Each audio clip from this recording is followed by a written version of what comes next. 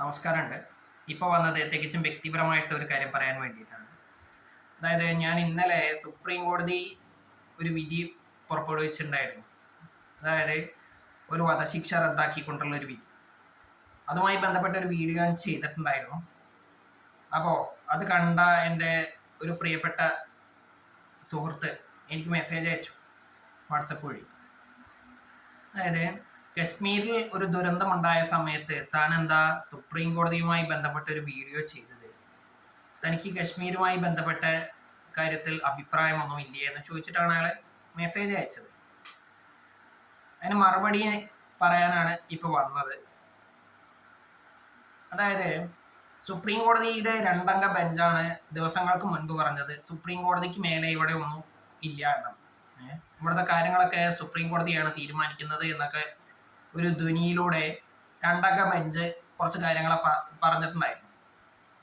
അപ്പം അതുകൊണ്ടാണ് ഞാൻ ഇന്നലെ ആ ഒരു വീഡിയോ ചെയ്യാൻ കാരണമായത്. അതോടൊപ്പം തന്നെ ഇന്നലെ വന്ന വിധിയും. പിന്നെ കശ്മീരുമായി ബന്ധപ്പെട്ട് എൻ്റെ അഭിപ്രായം ചോദിച്ചു കഴിഞ്ഞാൽ വളരെ ദാരുണമായിട്ടുള്ളൊരു സംഭവമാണ് അവിടെ നടന്നിട്ടുള്ളത്. ഒരിക്കലും നടക്കാൻ പാടില്ലാത്തതായിരുന്നു. അതിൽ എൻ്റെ അഭിപ്രായം ചോദിച്ചു കഴിഞ്ഞാൽ ഒന്നേ ഞാൻ പറയുള്ളൂ, ഇത്തരം സംഭവങ്ങളൊക്കെ ഇനി മേലിൽ ആവർത്തിക്കാതിരിക്കണമെങ്കിൽ ഉന്മൂലന പ്രക്രിയ അവിടെ നടപ്പാക്കണം. അത്രേ ഞാൻ പറയുള്ളൂ. അതായത് ഇത്തരം ഒരു സംഭവം ഇനി മേലിൽ അവിടെ ആവർത്തിക്കാതിരിക്കണമെങ്കിൽ ഇതിന് പിന്നിൽ പ്രവർത്തിച്ച ആളുകളെ മുഴുവൻ ഉന്മൂലനം ചെയ്യണം. അത് അവരുടെ ജാതി മത ഭേദമന്യേ, രാഷ്ട്രീയ ഭേദമന്യേ, പ്രായഭേദമന്യേ ഇതൊന്നും നോക്കാതെ അവരെ ഉന്മൂലനം ചെയ്യണം. മാത്രമല്ല, ഇപ്പൊ പുറത്തു വരുന്ന വിവരം അനുസരിച്ചാണെന്നുണ്ടെങ്കിൽ നമ്മുടെ അയൽ രാജ്യമായ പാകിസ്ഥാന് ഈ ആക്രമണത്തിൽ പങ്കുണ്ട് എന്നുള്ളതാണ് ഞാൻ മനസ്സിലാക്കിയത്. അല്ലെങ്കിൽ പുറത്തു വരുന്ന വാർത്തകൾ അതാണ് നമുക്ക് തരുന്ന സൂചനകൾ. അങ്ങനെയാണെങ്കിൽ ഒന്നേ പറയാനുള്ളൂ, കുറേ അധികമായി ക്ഷമിക്കുന്നു. ഇനി ആ രാജ്യം ലോകഭൂപടത്തിൽ വേണ്ട എന്ന് ഇന്ത്യൻ സൈന്യം അങ്ങോട്ട് തീരുമാനിക്കട്ടെ. അതിന് ആരുടെയും അഭിപ്രായമോ അല്ലെങ്കിൽ നിർദ്ദേശമൊന്നും കിട്ടാൻ നിൽക്കണ്ട, അങ്ങോട്ട് പോവുക. ബാക്കിയൊക്കെ വരുന്നിടത്ത് വെച്ച് കാണാമെന്നുള്ളൊരു തീരുമാനത്തോടു കൂടി പോയിട്ട് ആ രാജ്യത്തെ ചാമ്പലാക്കി തിരിച്ചു വരിക എന്ന് മാത്രമേ ഞാൻ പറയുള്ളൂ. കാരണം 1947 ഇന്ന് വിഭജനം നടന്ന കഴിഞ്ഞിട്ടുണ്ടോ, അന്ന് മുതൽ കുറേ ആയി തുടങ്ങിയിട്ട്. ഇനി ഇത് ആവർത്തിക്കാൻ പാടില്ല എന്നുള്ളത് കൊണ്ട് തന്നെ ഇനി അവർ വേണ്ട എന്ന് നമ്മളൊരു തീരുമാനിച്ചാൽ മതി. കാരണം കയ്യിലൊരു ആയുധം പോലും ഇല്ലാത്ത ആളുകളെ, പാവപ്പെട്ട ആളുകളെയാണ് ഇന്നലെ കൊന്നൊടുക്കിയിട്ടുള്ളത്.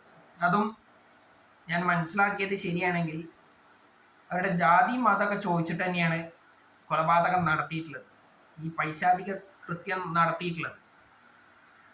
അപ്പൊ അത് എന്തിൻ്റെ പേരിൽ തന്നെ ആയാലും വേണ്ടില്ല, ഇനി ആ രാജ്യം വേണ്ട, അല്ലെങ്കിൽ ഈ പ്രവൃത്തി ചെയ്ത ആളുകൾ വേണ്ട എന്നുള്ളതാണ് എൻ്റെ ഒരു അഭിപ്രായം. ഇത് പലർക്കും ദഹിച്ചോളണമെന്നില്ല, ദഹിച്ചാലും ഇല്ലെങ്കിലും വേണ്ടില്ല, ആ രാജ്യം ഇനി വേണ്ട, അത്രേ ഞാൻ പറയുള്ളൂ. അതുപോലെ ഇതിന് പിന്നിൽ പ്രവർത്തിച്ച ആളുകളും ഇനി ഭൂമുഖത്ത് വേണ്ട. അതായിരിക്കണം നമ്മുടെ തീരുമാനം. അതിനെ ഇന്ത്യൻ സൈന്യത്തിന് വേണ്ട സൗകര്യങ്ങളൊക്കെ നമ്മൾ ചെയ്തു കൊടുക്കണം എന്ന് മാത്രമേ ഞാൻ ഈ കാര്യത്തിൽ അഭിപ്രായമായിട്ട് പറയുള്ളൂ. അതൊട്ടും വൈകിക്കൂടാ എന്നും ഈ അവസരത്തിൽ ഞാൻ പറയുകയാണ്. എന്തായാലും ഇന്ത്യൻ സൈന്യത്തിന് വേണ്ട സൗകര്യം ചെയ്തു കൊടുത്തുകൊണ്ട് അവരെ ശത്രുപാളയത്തിലേക്ക് അഴിച്ചുവിടുക എന്ന് മാത്രമേ ഞാൻ പറയുന്നുള്ളൂ. അവര് വിജയിച്ചു വരട്ടെ. ആരെയൊക്കെ തീർക്കാനുണ്ടോ അവരെയൊക്കെ തീർത്ത്, ഏതൊക്കെ കണക്കുകൾ ചോദിക്കാനുണ്ടോ അതൊക്കെ ചോദിച്ചിട്ട് അവര് വിജയികളായിട്ട് തിരിച്ചു വരട്ടെ എന്ന് മാത്രം ഈ അവസരത്തിൽ ഞാൻ പറഞ്ഞു വയ്ക്കുന്നു.